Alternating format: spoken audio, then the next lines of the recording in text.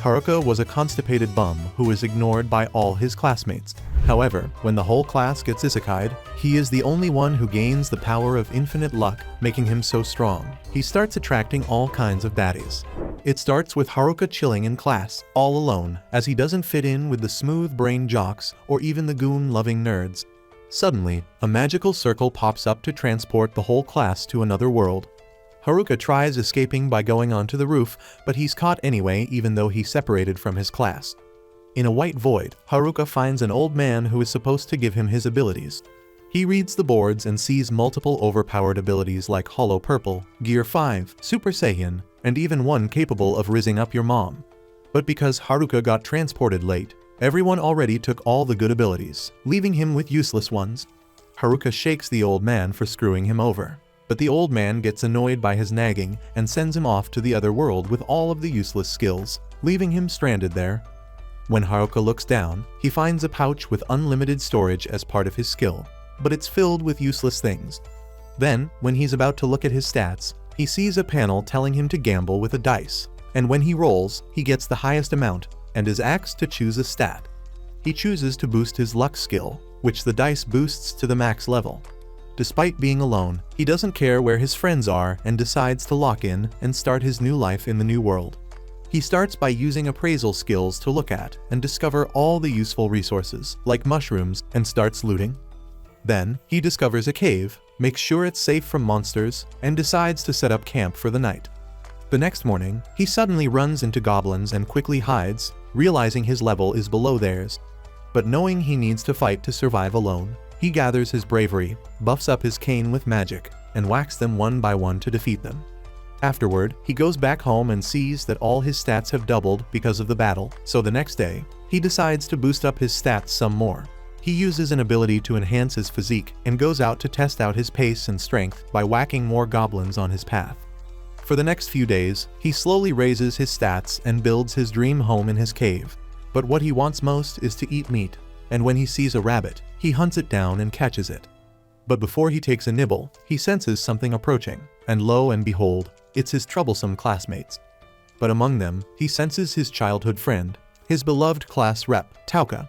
While he wants to join them, he stops in his tracks and tells himself that in this new world, it's best he stays a loner, so he can achieve his ultimate goal, to be the master of this new world.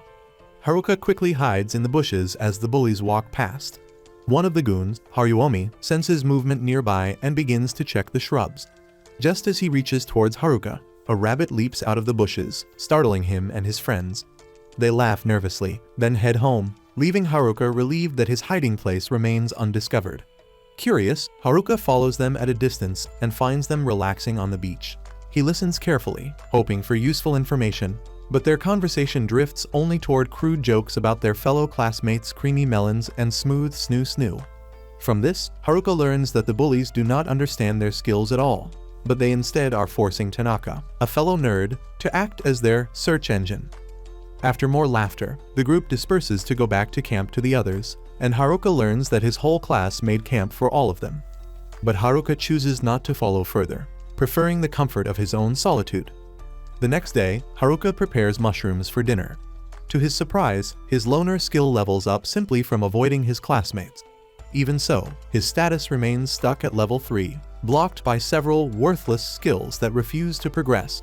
Frustration fills him as he thinks about the abilities forced upon him, but he eats his dinner in silence. Before sleep, noise from outside his cave interrupts him. At first, Haruka assumes the bullies have returned, but when he investigates, he discovers the nerds locked in combat against a group of goblins. Using his appraisal skill, he confirms that their levels and abilities far surpass his own. Jealousy gnaws at him, and he turns to leave them behind. Yet when he notices goblins approaching from behind to ambush them, he remembers how they used to be his homies, and his instincts push him to act. Haruka intervenes, saves them, and they thank him.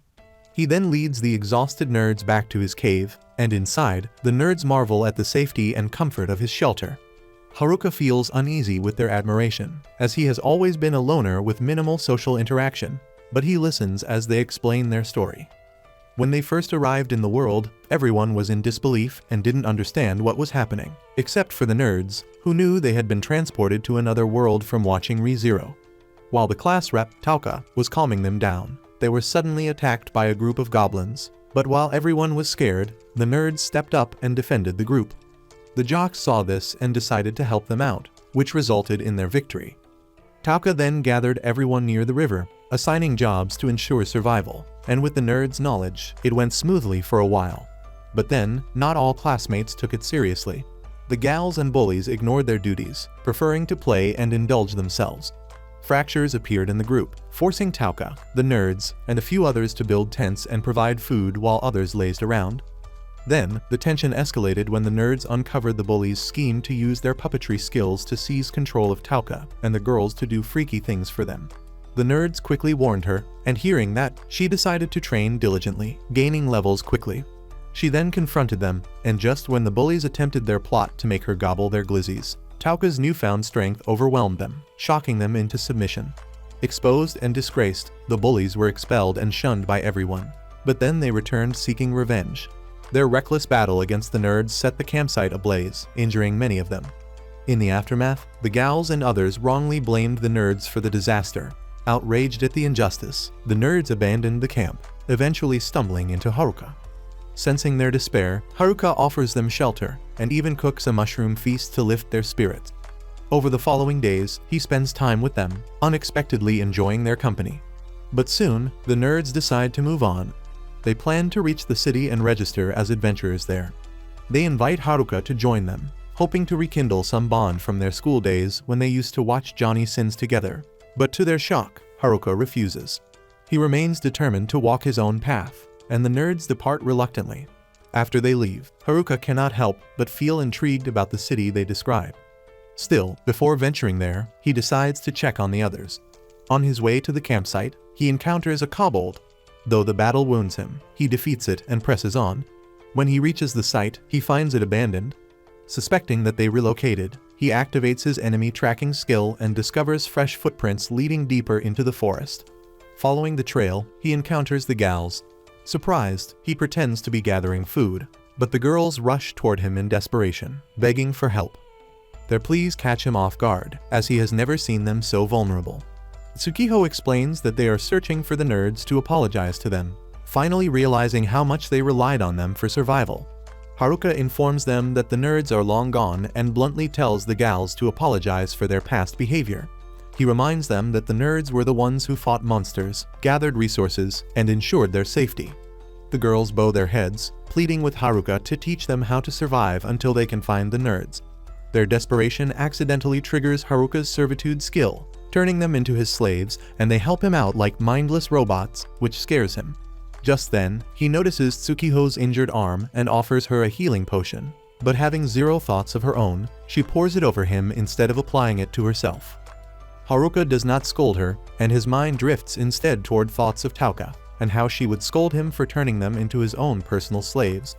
As if summoned by his thoughts, Tauka herself suddenly appears. Recognizing him instantly, she quickly approaches him. At first, Haruka remains lost in thought, distracted by what he has to do. Struggling for his attention, Tauka finally shouts directly into his ear. Startled, Haruka turns and meets her eyes at last. Elsewhere, around a campfire, the bullies gather once more. They plot their return, waiting for the moment someone comes to rescue the girls, so they can strike down their saviors and claim the girls for themselves.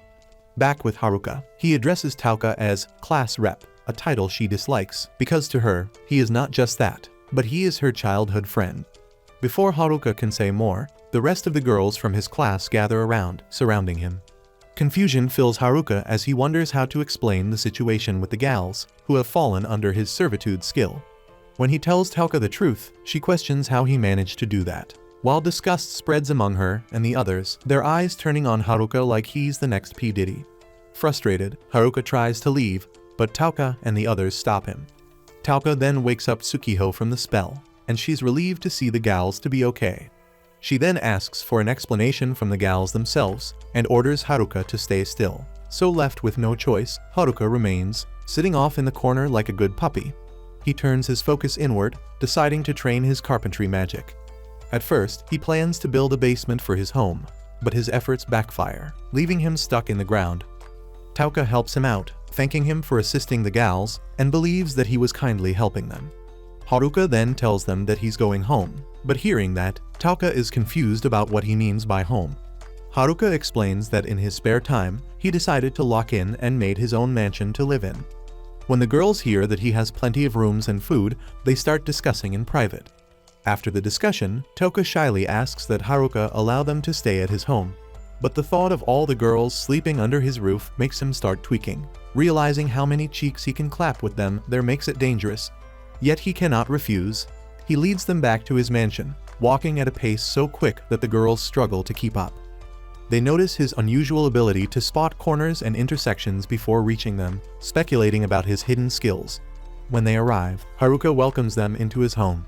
The girls are stunned by the size and beauty of the mansion, grateful to leave behind the makeshift tents they once lived in. During the tour, they stumble upon the bathroom.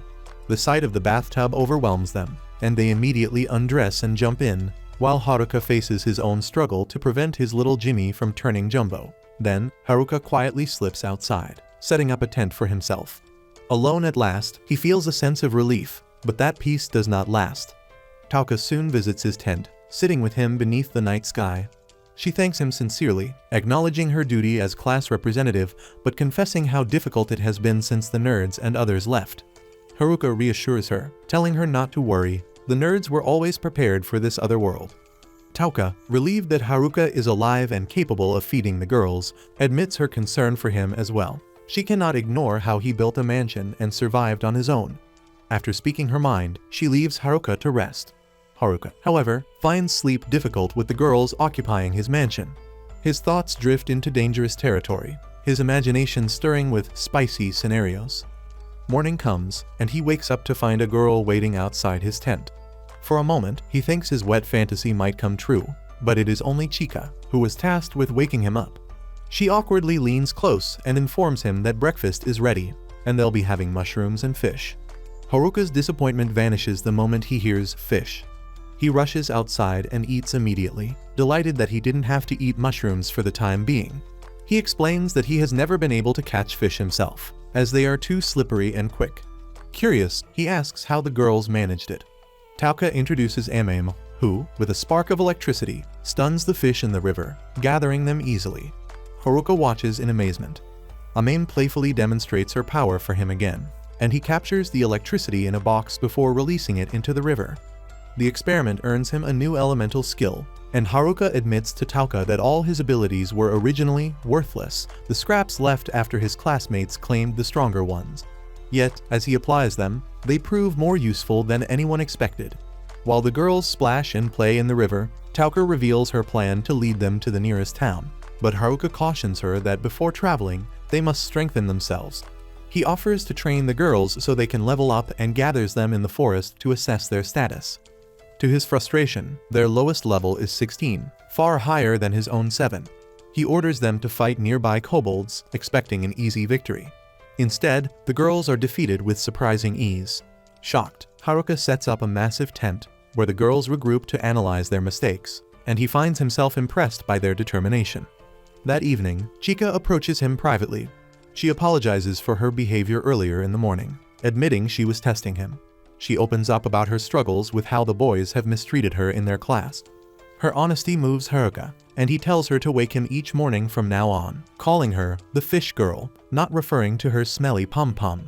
The following day, Haruka wakes eagerly and enjoys another fish breakfast. As he eats, he overhears the gals arguing about how they want a rematch with the kobolds. Tauka scolds them, insisting they must master fighting goblins first. Despite the scolding, Haruka agrees to train them again. Some girls fake injuries to escape the work, but others, like Chika and Tauka, throw themselves into battle with determination. After days of training, the gals challenge the kobolds once more, and this time they win. Their victory relieves Haruka, who believes he can finally live alone again, knowing the girls are capable of surviving. But Tauka interrupts his thoughts, and she asks him to come with them to the town. Haruka hesitates but realizes he cannot refuse. Together, they prepare for the journey. The girls watch in awe as Haruka and Chika load supplies into his limitless satchel. Tauka rallies their spirits, urging them to be ready not only for town life, but also to apologize to the nerds for their past mistakes. Excitement spreads among them as they march forward. At one point, the girls move ahead, leaving Haruka alone with Tauka. Calmly, he tells her to be prepared for whatever lies ahead, his words carrying the weight of quiet resolve. Meanwhile, elsewhere in the forest, one of Haruka's classmates flees desperately through the trees, pursued by a shadowy man. He stumbles, hides in a hollow tree, and begs for his life, confessing his lack of skills. But the man shows no mercy, and his cold hands close around his throat, and he strangles the boy to death. Back in the forest, Haruka feels that the bullies are after the girls, so he prepares himself to protect them by escaping the woods. While walking through the forest, Haruka and the girls come across an orc. Haruka knows that it is easier to beat an orc by using magic rather than physical attacks, so Haruka tells the girls to watch and learn how he fights so they can survive. Haruka attacks the orc with his fast durability, which confuses the orc. Then, the orc gets too close to Haruka, making him panic, and he beats it by hitting the orc in the back of the head, knocking the orc out. Haruka is impressed by his own physical strength, knowing that orc can only be beaten by a magic skill. But the girls stare at him with disgust after Haruka promised to beat an orc with his magic skill. After all, the nerds told him so. Then, Haruka sees another orc walking around, so to fulfill his promise, he uses his fire magic to throw it at the orc's face, knocking it out.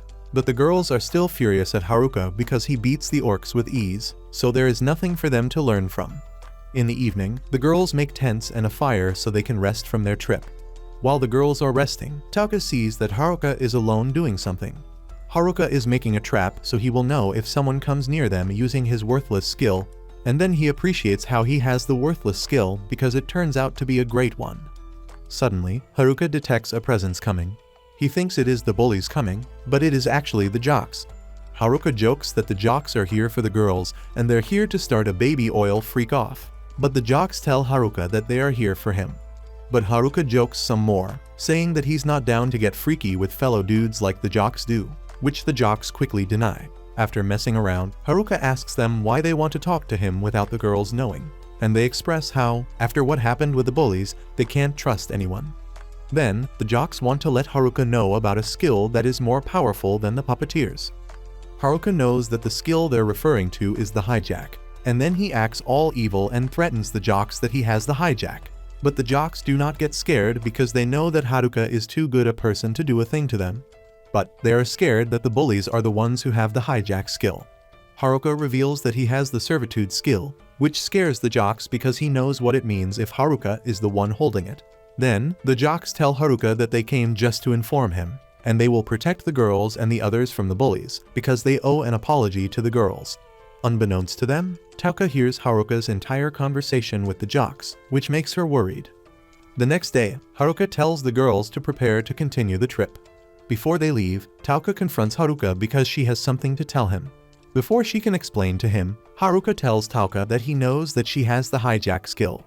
Tauka explains to him that the hijack skill can take other skills by taking their lives, but she does not dare to do that to anyone. But Haruka assures Tauka that he is not scared of her for having the hijack skill, as the nerds were also not scared, knowing and relieved that Tauka has the hijack skill, and not some bullies. Hearing Haruka, Tauka drops a happy tear, which he notices. Haruka confronts Tauka about her crying a lot lately, and then Haruka is shocked when Tauka tells him that she has been crying a lot because of him and his dumb actions. While Haruka runs away from the accusation, Tauka tells him that she is grateful for what Haruka does for her. Then, Haruka and the girls continue their trip, where Haruka sells some fruit juices, and one of the girls wants it so badly that she is ready to show spicy things to Haruka, but Tauka quickly stops it. Then, the girls and Haruka come across a river, and Haruka lies to Tauka, telling her to watch over the girls because he wants to do some scouting, while in reality, Haruka wants to test the limits of his magic skills. Haruka uses his magic infusion skill and a bunch of others to move faster and eventually fly to the sky. Haruka is surprised to see the river and the forest, but he starts falling slowly. Eventually, Haruka's power drains, making him fall to the ground, where he almost loses all of his health and aura. Then, when Haruka goes back to the girls, it is already midnight, and Haruka explains to Tauka that he does some scouting and learns about new skills on the way, which explains the bruises. The next day, Haruka and the girls come across some orcs, some girls who get separated, and a couple of water fights. But all of it pays off because they finally get out of the forest, revealing the hills. The girls are astonished when the forest finally gives way to rolling hills, the sight filling them with relief and wonder after days of endless trees. As they take in the scenery, Haruka discovers that he has unlocked a new skill, air walking. Curious, he tests it out and is amazed to find himself stepping onto the air as though it were solid ground. Tauka and the others watch in shock and admiration, unable to believe what they're seeing. Using his newfound ability, Haruka scouts ahead over the hills and spots a group of natives in the distance. But his excitement fades when he realizes they are under attack by monsters. Haruka quickly returns and warns Tauka, refusing to intervene because of the risks. He reminds everyone that strangers here could easily be bandits who might harm them instead of showing gratitude. But Tauka takes his hand, her eyes steady, and tells him that she is willing to face the danger with the others, no matter the outcome. Haruka can't help but smile, knowing this is exactly the kind of choice Tauka would make. He agrees to follow her, reminding her that his duty is to protect them. The girls, touched by his resolve, feel reassured. Haruka then combines air walking with his other skills, creating a makeshift way to fly. But then, he accidentally carries Tauka with him, and soars with her toward the embattled group. To his surprise, Tauka reveals she can feel herself pulled along by his magic, as if tethered to it. Before Haruka can control his speed, he crashes straight into the group of monsters, knocking Tauka unconscious. Left with no choice, Haruka introduces himself. To his surprise, the natives respond fluently in a language he can understand. Among them are Godek, the guild's captain, an elf, and several women. While the guild members clean up the damage left by the monsters, Haruka offers them stamina mushrooms he picked and cooked. They gratefully accept, pleasantly surprised at his kindness, and say that they taste good and are rare, which surprises Haruka. In return, they explain that they're fulfilling a guild quest to earn money. When Tauka regains consciousness, she immediately notices Haruka growing tense, his jealousy flaring at the sight of the beautiful elf and the other women in the guild. But the moment passes as the girls gather back with him and Tauka. Soon after, the natives led Haruka's group to their destination, proudly showing them the town of Omui. The girls, thrilled at the sight, rush ahead excitedly, signaling the end of their long journey. Meanwhile, deep in the forest, the bullies have just finished leveling up and are preparing to pursue the girls. One of them suggests that their leader use his puppetry skills to dominate the girls and make them submit. The leader likes the idea and begins setting the plan in motion against the nerds. But unbeknownst to them, however, the jocks overhear everything and are concerned after hearing the bullies' freaky plans. The girls are thrilled when they finally arrive in the town of Omui. Excited, they rush to shop for dresses and trinkets, but Tauka quickly reins them in, reminding them to prioritize essentials. Haruka watches as the girls settle into the safety of Omui, feeling as though his mission is complete. Their joy is cut short when Tauka blows her whistle, summoning them back. Haruka is impressed by how well Tauka manages to organize and train the girls. She outlines their plan for the coming days. First, trade items at the Adventurers Guild. Second, register there officially. Third, use their earnings to pay for an inn. And last, track down the missing nerds. Tsukiho disagrees, insisting the nerds should be found first, but Tauka stands firm. They head to the Adventurers Guild, only to be met with a heavy, oppressive atmosphere. As tension mounts, the guild master suddenly appears and summons Haruka upstairs. Haruka instructs Tauka to begin the registration process while he goes ahead. The stares he receives from hardened adventurers make him nervous, certain he will be scolded. To his relief, the guild master turns out to be calm and friendly, thanking him for aiding the squad earlier. Relieved, Haruka returns downstairs and notices a trade encounter. The dealer explains the rules, and Haruka shocks her with the sheer quantity of gemstones he offers. Though hesitant, she accepts the trade and says that he will be paid tomorrow. Just then, Tauka and the girls walk into the guild, instantly changing the mood of the room. Haruka notices how the other adventurers shift their demeanor in the presence of the girls. Tauka urges Haruka to register, and the adventurers are stunned to see that all the girls boast unusually high levels. Tauka assures them that Haruka, who brought them safely to Omui, is destined to become a great adventurer as well. Haruka begins registration, but is dismayed to learn that he lacks one more level to qualify. He begs for an exception, but the clerk refuses, explaining that at level 20, he will be a trainee and at level 30, a full adventurer. For now, without the title, Tauka temporarily assumes leadership.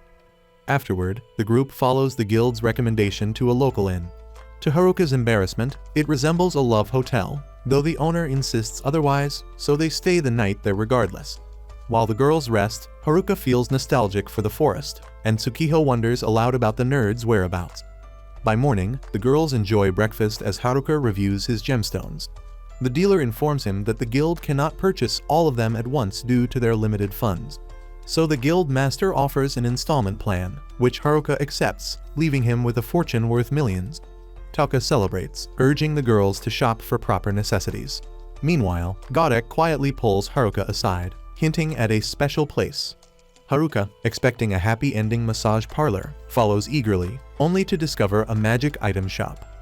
Hours pass as he tests equipment, until a necklace catches his attention, reminding him of the villager set given by God. It has the ability to enchant items, sparking Haruka's excitement.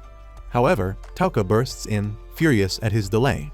Flustered, Haruka fumbles a mistletoe charm, accidentally enchanting every item he had tested. The shopkeeper demands that he purchase them all, draining his newfound wealth and leaving him broke overnight. The following day, Haruka owns nothing but the enchanted gear. Bitter about his failed shopping spree, he dreams of escaping Omui so he can get more gemstones and go on adventures. However, without an adventurer's permit, he cannot leave legally and knows that even Tauka doesn't trust him to go outside after what happened the night before. Resorting to stealth, he dons his invisibility cloak and sneaks past Tauka and the others, while guilt gnaws at him. At the unguarded gate, he attempts to slip out using his air-walking skill. But just then, the girls catch him in the act.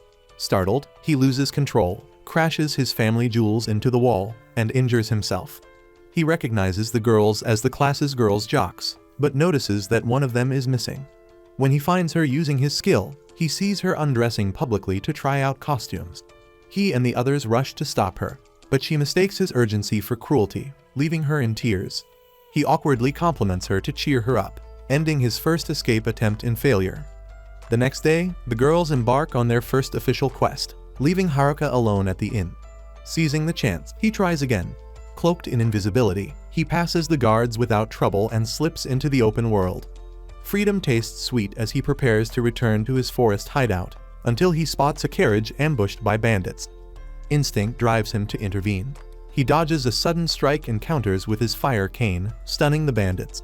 They jeer at his low-level, jobless status, but Haruka notices weaknesses in their overpowered weapon skills. Exploiting them, he evades until the bandits collapse from exhaustion. From the attacked carriage emerges Miriel, a noblewoman, who thanks Haruka for saving her, but points out that he never actually defeated the bandits directly. Haruka introduces himself, and she reveals she is the daughter of a local lord. Fearing another ambush, she begs him to escort her, promising to repay his deeds, and Haruka reluctantly agrees. During their ride, Miriel asks him where he came from, and he talks about how he was from a dogwater town that wouldn't let him adventure freely, and that its lord is probably some fat, balding old bum who couldn't lead a town properly. But suddenly, Miriel breaks down in tears, admitting that she is the bum lord's daughter. Horrified, Haruka realizes his second escape attempt has dragged him right back to Omui. Meanwhile, tensions escalate elsewhere as the bullies clash with the jocks. The bullies warn them to stay out of their way, intent on confronting the class representative. But the jocks refuse, sparking a fight. Just as the bully leader strikes, a shadowy figure appears and drives a blade into his back. Seeing their leader getting stabbed in the back and turned into Swiss cheese, the other bullies rush to attack the mysterious man, but they too are swiftly defeated with ease. The jocks attempt to flee, yet the man easily catches up and stops them. When they finally see his face, they are stunned, as it is someone they recognize. Meanwhile, Haruka is brought back to Omui by Princess Miriel after his failed escape. Inside, he is surprised by the grandeur of the Lord's mansion and the history of her family. Though impressed, he misses his peaceful and quiet cave and his own mansion and tries to slip away, only to be stopped by Miriel. She confronts him for wanting to leave, and insists that she wants to treat him well for saving her from the bandits. At the dinner table, Haruka is amazed by the feast, as everything there is meat. While he devours the food, Miriel gives him rewards, a bag of cash and a town pass, allowing him to come and go freely, since he has no identification. Miriel notices that Haruka is more focused on the meat than on her or the rewards, and she becomes sad, considering she wore her most beautiful dress just for him. The next day, Haruka tells the girls that he was invited to the Lord's mansion the previous day, and when they ask him why, he simply says that there is no particular reason apart from the fact that he's too much of a Chad. In truth, he is lying because he is planning to escape Omui without them knowing. The girls set out on their quest, But before they leave, Tauka tells Haruka not to go, insisting she needs him. But as soon as the girls leave the hotel, Haruka feels energized, as it will be the day he finally escapes. He writes a letter for Tauka explaining where he is going, and then heads to the gate, proudly showing the guard his town pass. Once allowed to leave, he immediately heads into the forest, unconcerned by any bandit ambushes along the way. After hours of walking, Haruka recognizes he is near his cave, seeing from the river he used to fish in, the weak goblins and kobolds spawning nearby, and, to his surprise, an ugly orc that looks like your mom. He senses something is wrong because orcs usually stay deeper in the forest, but he defeats it easily with his fire cane. As he walks further, he notices bloodstains. Fearing it could belong to the nerds or the jocks, he uses his tracking skill to follow the trail. Eventually, he finds the jocks badly beaten, almost at the end of their lives from all the blood loss. Haruka immediately uses healing potions made from mushrooms on them, refusing to let them die on him. Just then, the jocks awaken, and their leader asks about the girls. Haruka assures them that the girls are enjoying life in the town, all thanks to their protection from the bullies as well. Then, the jocks inform him that the bullies are dead, but tell Haruka that the bullies and jocks were beaten by a man stronger, smarter, and more powerful than all of them combined. Haruomi realizes the man is after Tauka because she possesses the hijack skill, and Haruka is surprised, as he thought only the nerds and he knew about her special skill. The jocks offer to help Haruka fight the mysterious man, but Haruka refuses their help and declares he'll fight the mysterious man alone, as all he wants is to live alone in peace, even though he knows their assistance would help. He predicts the mysterious man will follow the blood trail, meaning he will face him alone. Concerned for Tauka, he orders the jocks to go back to town to protect her and the other girls. Once they leave, Haruka feels a thrill at being alone again like the start, but he knows he must train and level up before confronting the mystery man who attacked the jocks. At midnight, Haruka practices his magic on goblins. He defeats them easily, which makes him suspicious because they are higher level than him. Testing himself further, a goblin king appears and attacks. Haruka dodges easily, but knows he must defeat it. The goblin king almost overpowers him, but Haruka enchants his cane with multiple abilities and splits it in half, amazed that his seemingly worthless skills turn out to be powerful. Suddenly, a tall creature appears behind him, a goblin emperor, who is level 50, and Haruka realizes he can't compete with it being a level 9. Without many options, Haruka combines all his weak skills into one to enchant his cane, learning new abilities. They both trade attacks, and Haruka manages to hit the Goblin Emperor, but while the cane injures the Emperor, it does not defeat it. The Goblin Emperor stands, heals itself, and manages to scratch Haruka. It then uses weapon skills that almost defeat Haruka, but Haruka refuses to give up, knowing that his friends need him, and fights the monster until sunrise. Finally, he defeats the Goblin Emperor and levels up to level 11, which he celebrates. Returning to his cave, he checks his character information, relieved to see his growth. Yet he knows he is still weaker than the Goblin Emperor, so he resolves to train harder before the mysterious man who attacked the jocks arrives. That evening, as Haruka prepares to enter his cave, he notices a mysterious, cloaked man nearby. He calls out, forcing the man to reveal himself, who turns out to be the nerd, Tanaka. He then confesses he orchestrated everything, manipulating the bullies to divide the class and cause trouble, but he expresses his disappointment that the jocks led him here to face him instead of Tauka. He intends to go after Tauka, but Haruka blocks him, declaring he is a loner with something to protect. Intrigued, Tanaka decides to fight Haruka, having already defeated the others. Meanwhile, the girls search for Haruka in Amui, worried. One comforts Tauka, noting that Haruka can handle himself alone and is doing something important, as his letter proves he went to find the jocks. The next day, the girls return from their quest for gemstones and are shocked to see Haruomi and the jocks inside the town. Tauka realizes that if they're here, that means that Haruka is completely alone, and Haruomi explains that Haruka found them by himself, and he is now fighting in the forest for their sake. Tauka and the girls want to intervene, but Haruomi stops them, saying that Haruka himself promised to defeat Tanaka all by himself, and that they should believe in him. Back in the forest, while being pointed at with Haruka's cane, Tanaka feels humiliated and insulted. He admits to Haruka that he ensured all the leftover skills in the White Void Room were worthless, and now wants to test if Haruka's so-called useless skills can withstand his attacks. Tanaka unleashes his powers, and just as Haruka braces to defend, Tanaka activates his tweak skill to weaken him. Haruka dodges Tanaka's strikes, though he feels his body slow and weaken. Tanaka follows up with elemental attacks, but Haruka evades them again. Impressed despite Haruka's worthless skills and reputation as a lonely loser, Tanaka admits his admiration. Haruka accepts the compliment and is asked how long he has suspected Tanaka. He replies that he had been wary from the start when he saw Tanaka, a nerd, teeming with bullies, which never made sense. Tanaka laughs, revealing he has been plotting since the beginning. When someone took the hijack skill, he chose Tweak, a power to subtly manipulate others. As they converse, Tanaka traps Haruka with an elemental skill, then fires a blazing beam at his chest, expecting an easy victory. But he's shocked when he sees that Haruka absorbs the flames effortlessly, using the mistletoe twig Haruka broke when buying magical items in town. Seizing the opening, Haruka counterattacks, only for Tanaka to block with a sword, mocking him for thinking he stood a chance. Tanaka becomes a combination of Gilgamesh and Urza Scarlet, and reveals the numerous weapons hidden in his pockets, terrifying Haruka, and launches a storm of blades, knocking Haruka to the ground.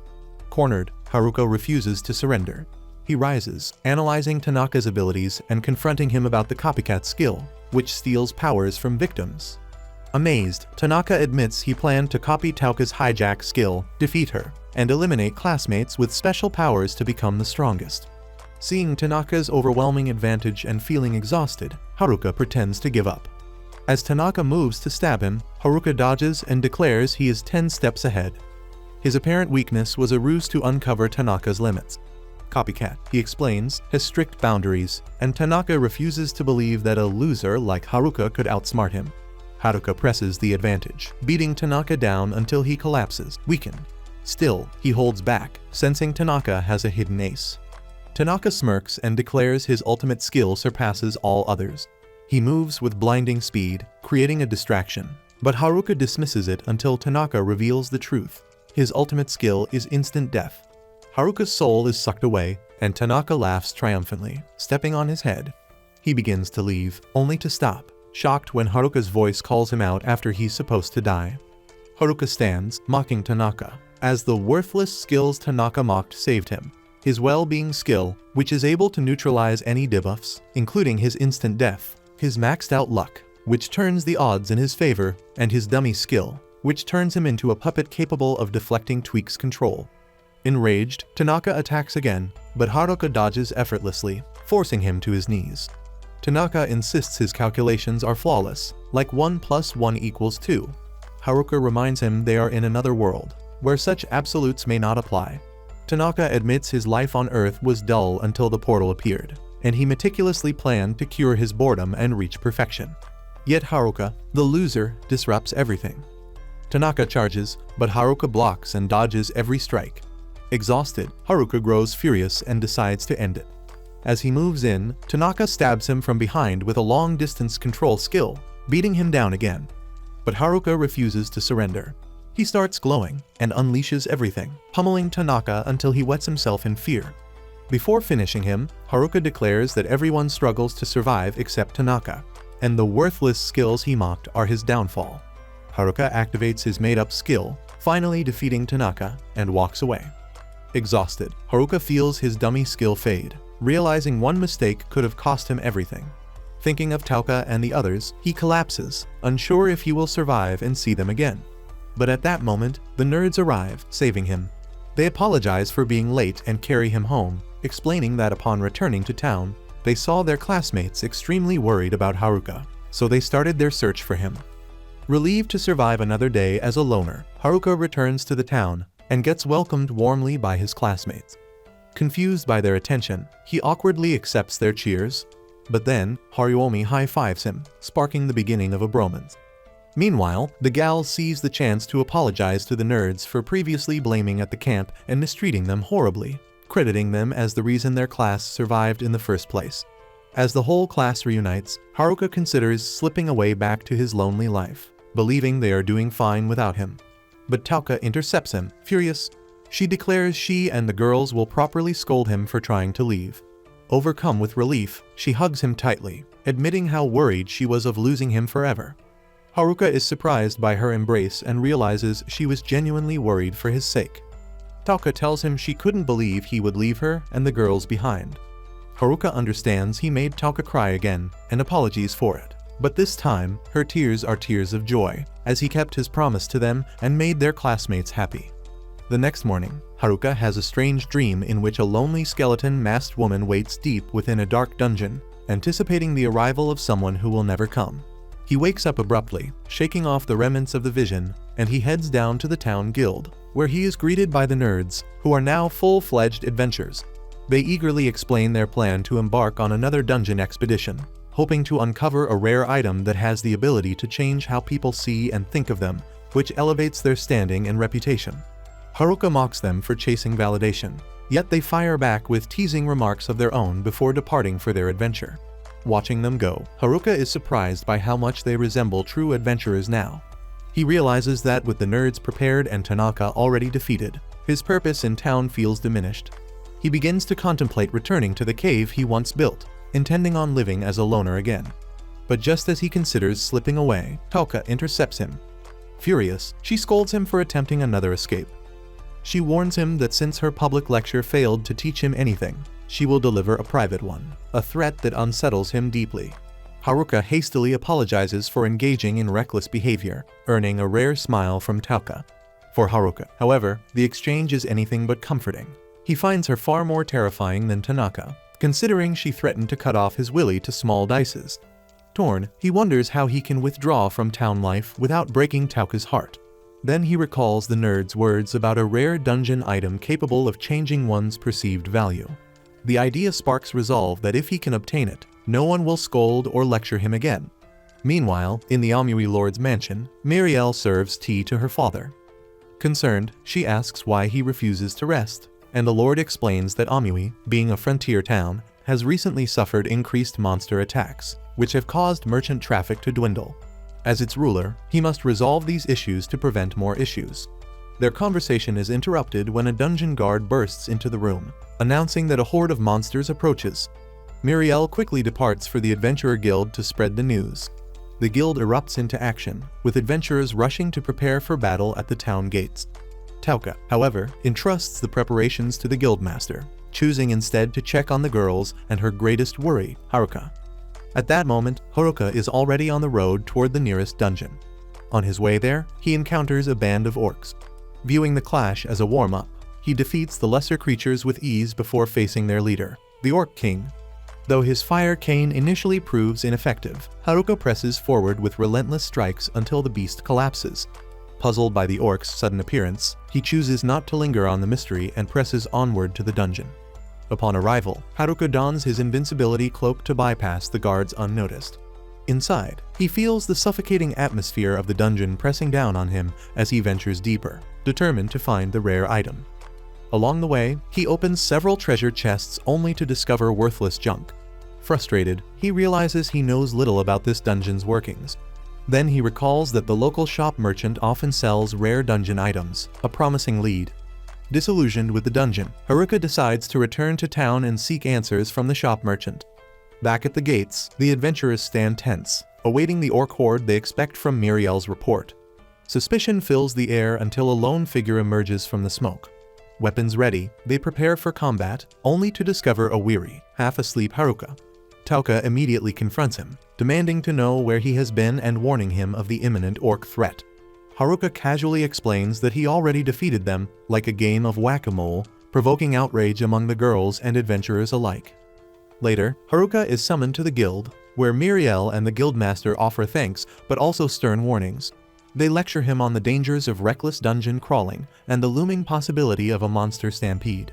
Both plead with him to avoid such perilous behavior, and while reluctant, Haruka promises to follow what they say.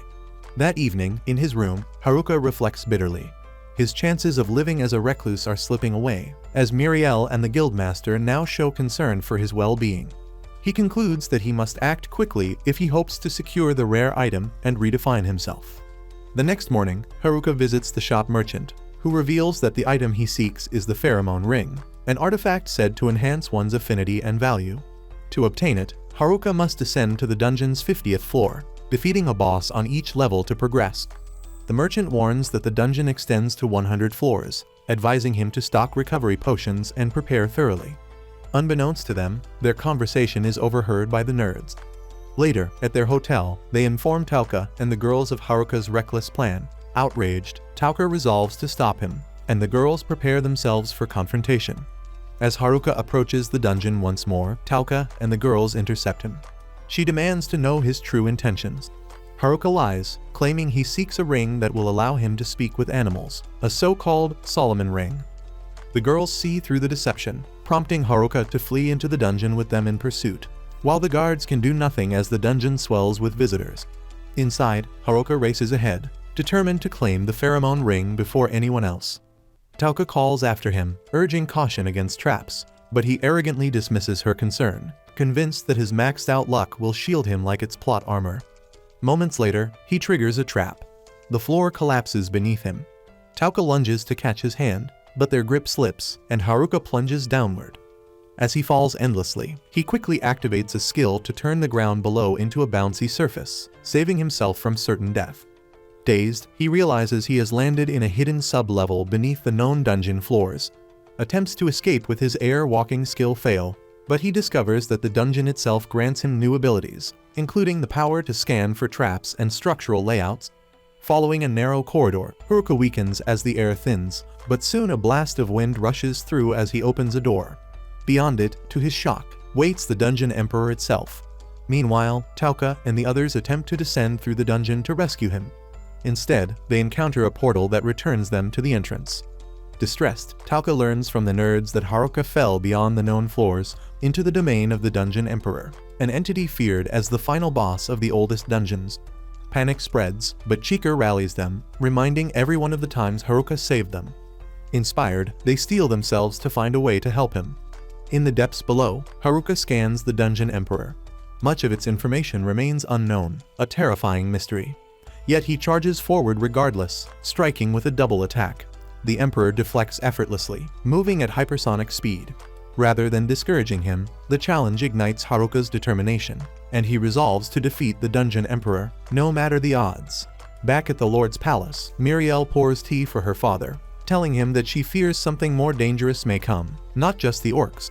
The Lord advises her to contact the Adventurers Guild in case of emergency, warning her that things are about to escalate. Muriel goes to the guild and informs the guildmaster about the increasing monster activity. The guildmaster is prepared for the worst, but he worries about the dungeon, which is guarded by only one unreliable man suspected of spreading false information. Godek and the others volunteer to guard the dungeon themselves. Meanwhile, the guildmaster wonders aloud where the weird boy and his friends are, his nickname for Haruka, Tauka, and the others, and this makes Muriel uneasy. Back inside the dungeon, Haruka racks his brain for a way to defeat the Dungeon Emperor, because it is something he has never fought before.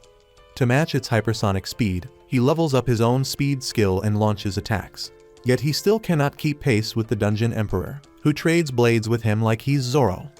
Suddenly, Haruka sees a flash of himself being stabbed, but dodges his death, thanks to a vision granted by his contact lens skill, which allows him to glimpse the future briefly. Combining this foresight with his enhanced speed, Haruka resolves not to make a single mistake, knowing one slip could cost his life. He continues slashing relentlessly at the Dungeon Emperor, but the Dungeon Emperor easily dodges all of his attacks.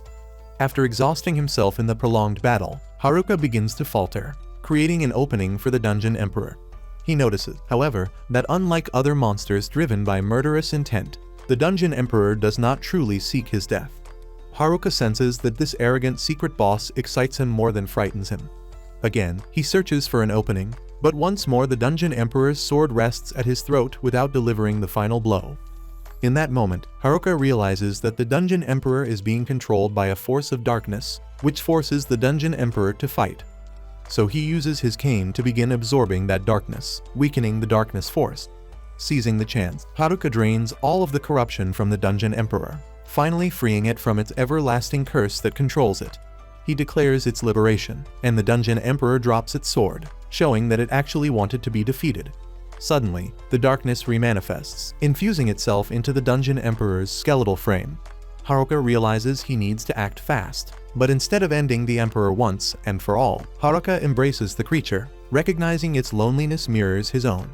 Unintentionally, he triggers his servitude skill, dispelling the darkness entirely and making it his new slave.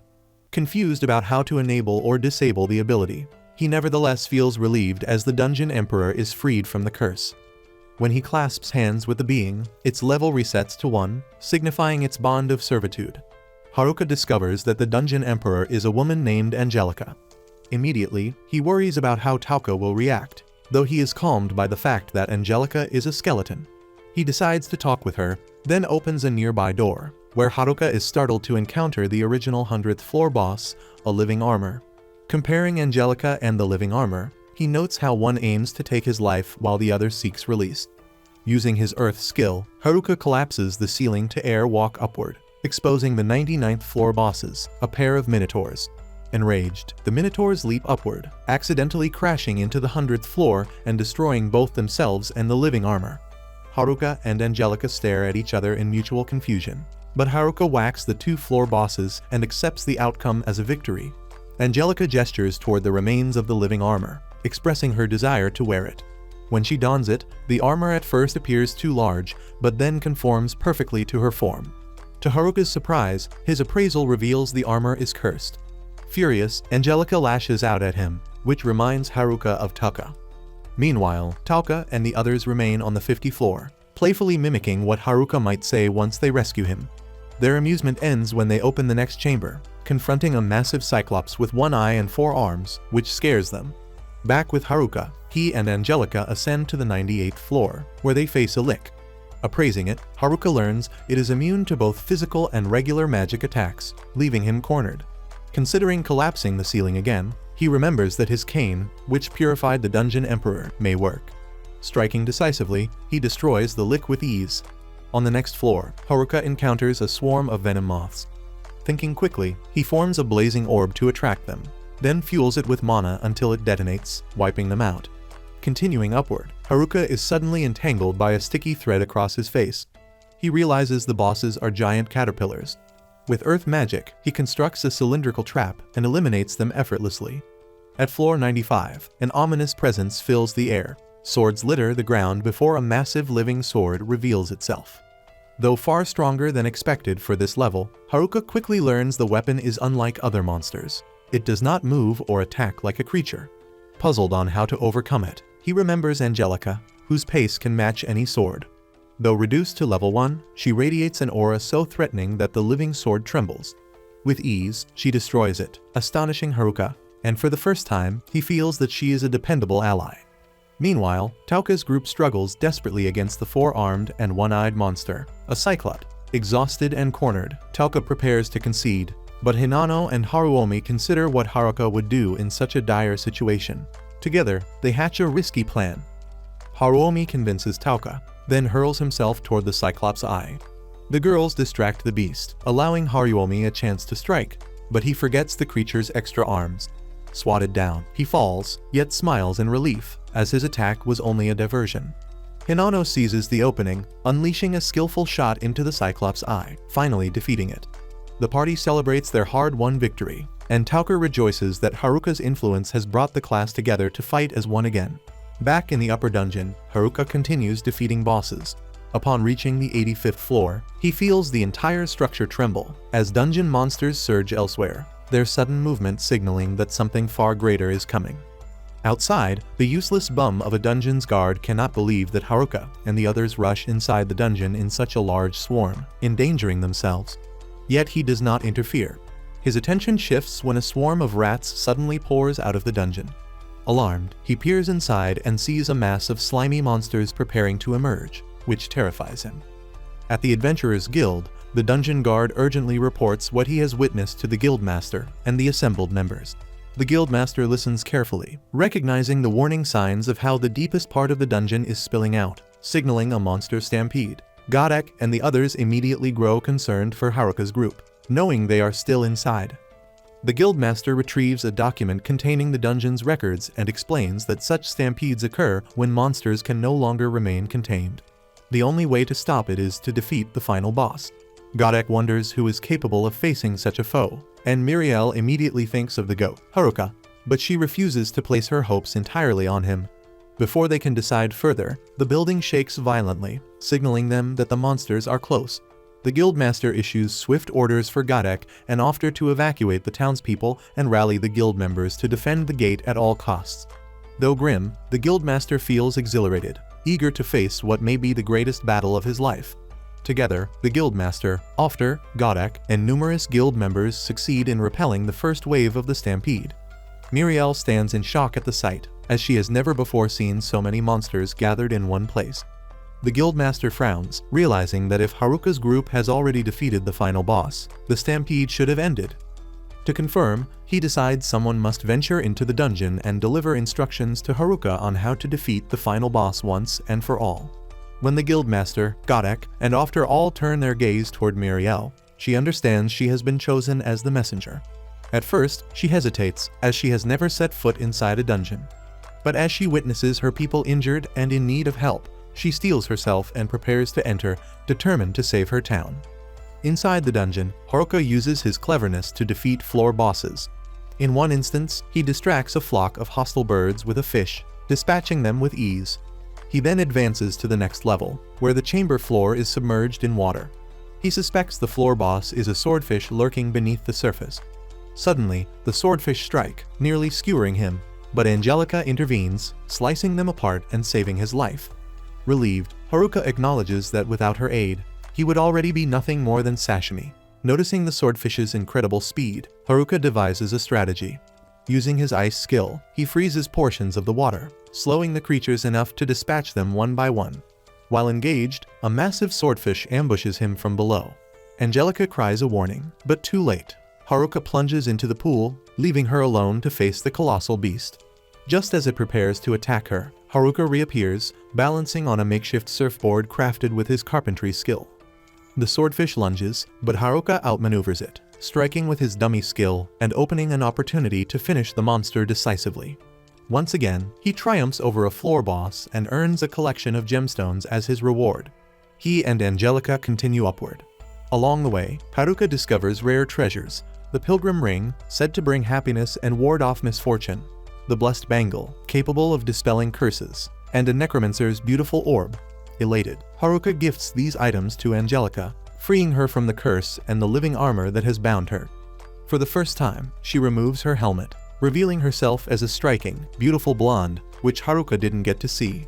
Meanwhile, Tauka and her group continue to battle their way through the dungeon. On the 54th floor, they are ambushed by werewolves. Though they manage to prevail, exhaustion overtakes them. As they rest, still determined to reach Haruka, a sudden voice interrupts from behind. Expecting more enemies, they turn only to find Miriel and Ofter. Upon learning that Haruka is not with Tauka's group, Miriel breaks down in tears. Tauka comforts her, insisting Haruka will endure and overcome the final boss. Though the others worry and speculate about ways to rescue him, Tauka's faith in Haruka remains strong. Deeper inside, Haruka faces a floor consumed by lava. Weakened by heat and fatigue, he accepts Angelica's advice to rest at the chamber's edge. As he gathers his strength, he notices a faint draft from the walls. Digging into the stone, he creates an opening, pressing his face into the airflow for relief. On a higher floor, Tauka and her companions also sense a breeze through the stone. Investigating, Tauka discovers Haruka on the other side of the wall. They manage to communicate by opening a passage. From her, Haruka learns that the town is under siege from the dungeon's monsters. Miriel adds that she witnessed a second wave approaching. If a third follows, the town could be doomed. She tells Haruka that the only way to halt the stampede is to defeat the final boss. Haruka laughs and admits he already defeated it, stunning his classmates. But Ofter challenges him, saying that if the boss were truly dead, the second wave would not have occurred. Haruka then realizes the truth. The real final boss is Angelica herself. He remembers wanting to fight her when they first met, but he hesitates now, knowing she has lived within the dungeon for so long that she is no longer his enemy. Pressed by this revelation, Haruka admits he has not yet defeated the final boss, but promises to devise a plan. Though cornered by the responsibility of saving both the town and Angelica, he resolves to act. When the others question Tauka's faith in him, she replies firmly that while Haruka may cause them worry, he has never failed them. Time after time, he has saved, protected, and stood by them. That is why she believes he will succeed again. Hearing this, Haruka clenches his fist. Determination hardens within him. He will save the town, protect his friends, and find a way to save Angelica as well. Godek and the other guild members fight relentlessly against the dungeon monsters swarming toward Omui. As he swings his blade, Godek complains that he is exhausted, but the guildmaster quickly reminds him that the princess of Omui risked her life as a messenger, and if she can endure such danger, they cannot fail. The guildmaster and his members know they must rely on Haruka and his classmates, the only ones capable of ending the monster stampedes at their source. Inside the dungeon, Haruka and Tauka press forward separately, each determined to defeat as many floor bosses as possible until they reunite.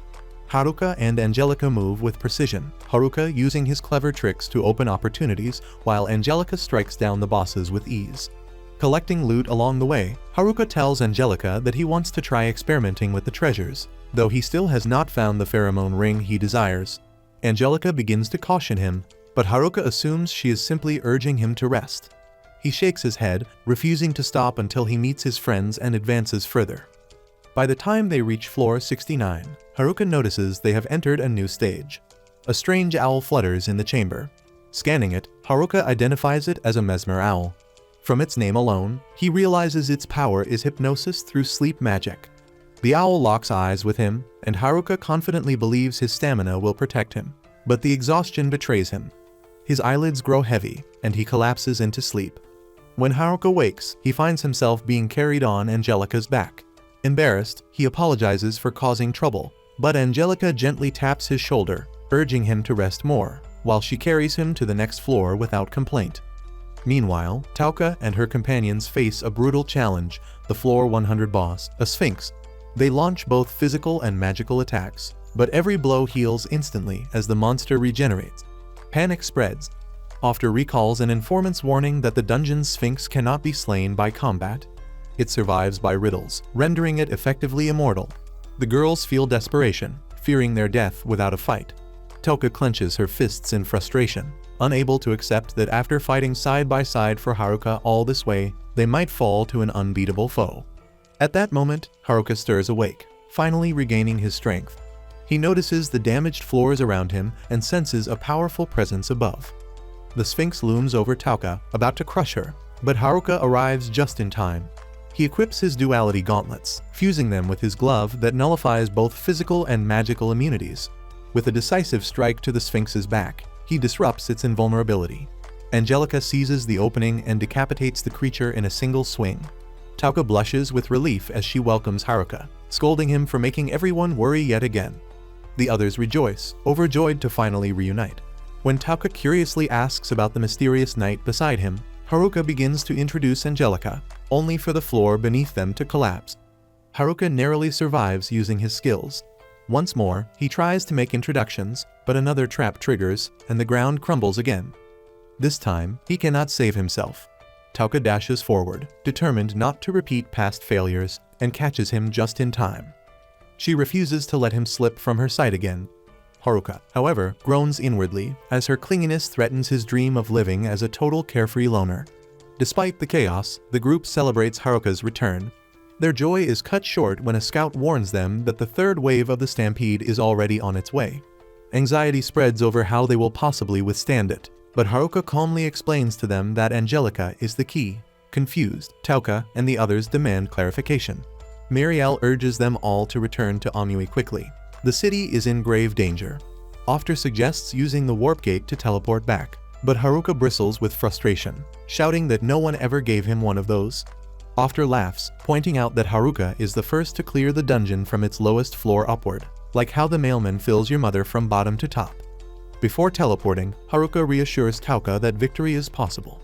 His unconventional tricks have carried him this far, and he intends to use them to win again. At Omui's gates, Haruka's party arrives to the guildmaster's astonishment. The defenders cheer, grateful to see them alive. The guildmaster reports they have somehow endured both the first and second waves. Miriel, however, cuts him off sharply, warning that a massive new horde is charging straight toward the city.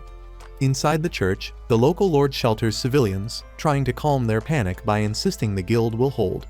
Outside, the guild members brace themselves as the true stampede appears, a massive, terrifying procession of monsters, varied and overwhelming, reminiscent of the legendary Bird Boy's rumbling. Fear seizes them. Haruka turns his eyes toward Angelica. Without hesitation, she unsheathes her sword and drives it into the ground. power surges outward.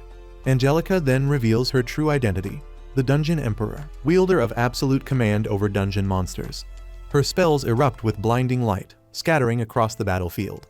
When the brilliance fades, the monsters are gone, vanished without a trace. Haruka approaches her calmly and bumps fists, sealing their victory. Turning to the others, he introduces Angelica as the Dungeon Emperor.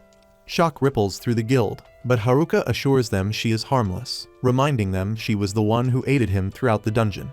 The scholars in the guild whisper, guessing correctly that as Dungeon Emperor, she has authority over every dungeon monster. Haruka teases them for stating the obvious, but confirms their suspicion that he personally witnessed her defeat dungeon bosses with ease. She commands their obedience.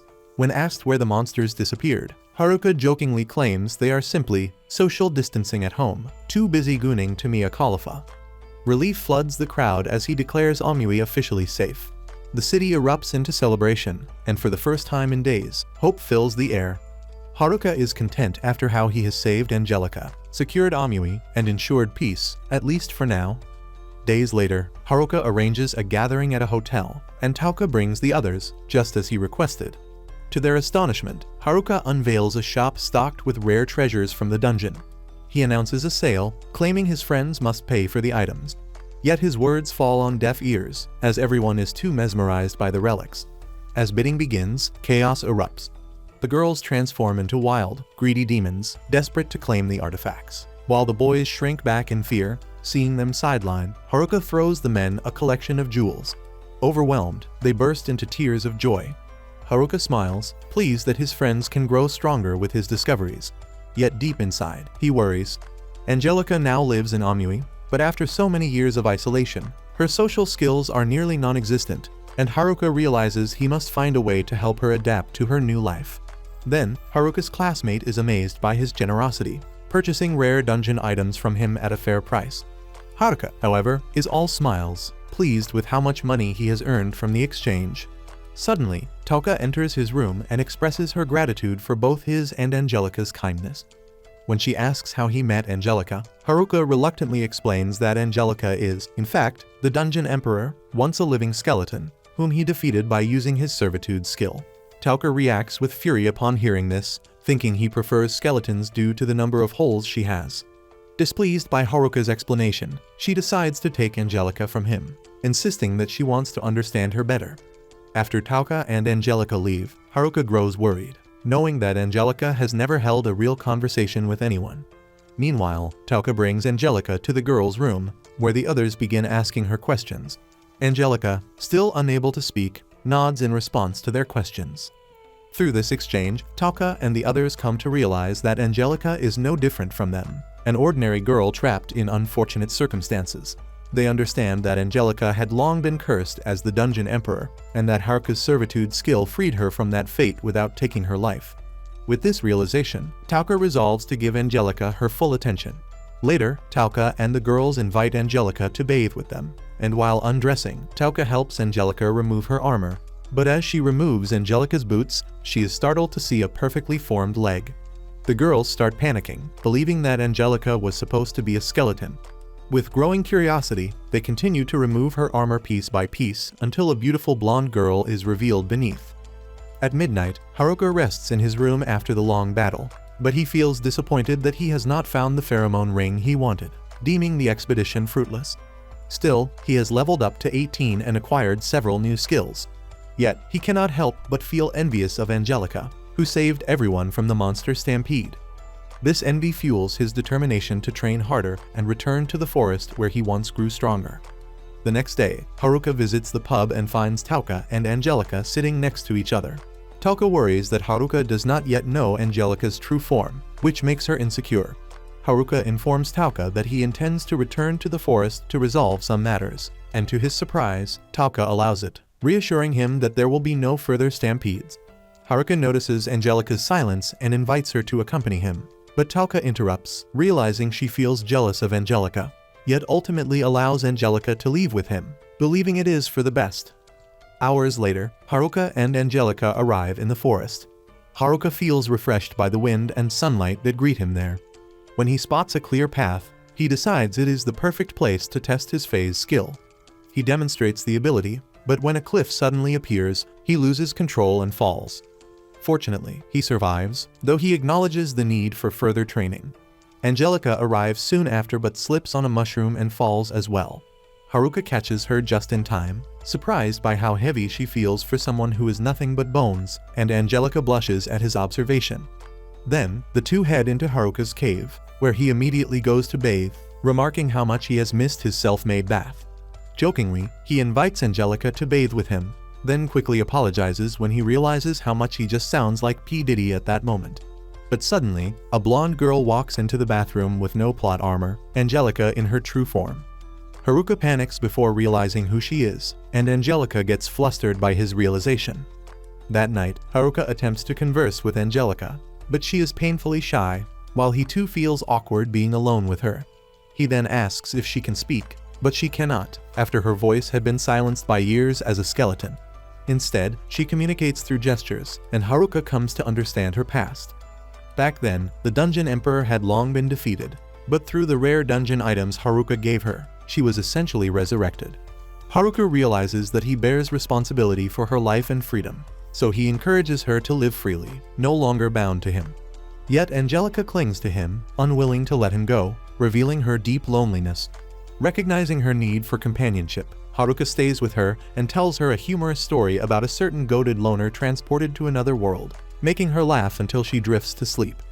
Days later, Haruka challenges Angelica to a sparring match, urging her not to hold back. Angelica accepts, and they fight.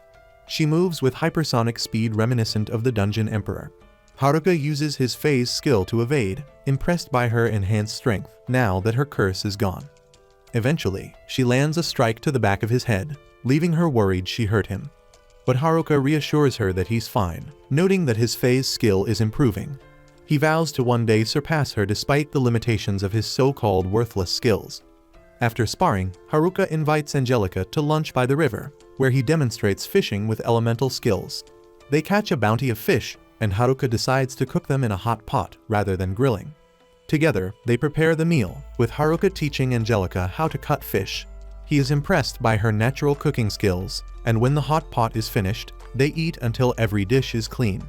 Haruka is deeply satisfied, marveling that he has enjoyed hot pot in another world. Later, Angelica brings Haruka to his room and asks him to sit beside her. She moves behind him and begins to massage his shoulders. Though her technique is clumsy, Haruka quietly endures it, not wanting to discourage her efforts. Wanting to help more, Angelica continues, while Haruka gently guides her. Eventually, they sit outside together beneath the stars. Haruka invites her to sit closer, noticing her clumsiness when she is not fighting. He then pats her head, making her blush. But Angelica stands and tries to speak, but fails.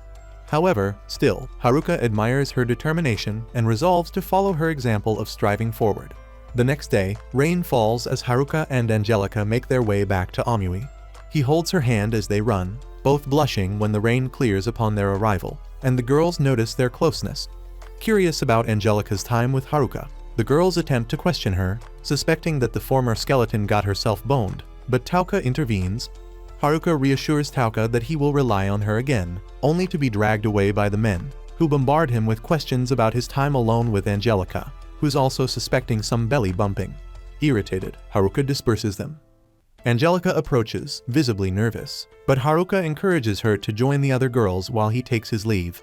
Just as he turns away, she speaks for the first time, softly thanking him. Shocked but moved, Haruka smiles as she retreats in embarrassment to join the girls. Reflecting on his experiences, Haruka realizes that everyone, his classmates, his friends, even Angelica, carries anxieties, secrets, and fears. Yet none of that truly matters when they have someone by their side. Watching his friends and Angelica grow closer, Haruka resolves to continue surviving in this unfamiliar world, carrying both his burdens and his bonds with them. If you watched this anime recap until the end, comment down below "Lonely Gooning," and if you love anime recaps like this, watch this video.